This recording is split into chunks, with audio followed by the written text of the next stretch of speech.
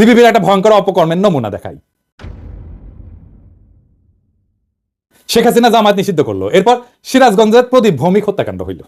সিপিবির নেতৃত্ব সাথে সাথে ঘোষণা করে দিলেন বিএনপি জামাতের খুনিরা প্রদীপ ভৌমিককে হত্যা করছে। পত্র পত্রিকা সহ সকলে বলছে দুর্বৃত্তরা হত্যা করছে প্রদীপ ভৌমিককে।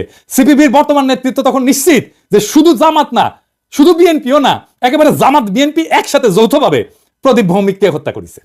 আর মির্জা ফখরুল এই সিপিবির সাথে লটকালটকি করার জন্য একেবারে দেওয়ানা হয়ে গেছে। দেখেছেন কারে কি করবেন, বুঝছেন? একদিকে ধরি আর একদিক দিয়ে দেখি ফাল পারে।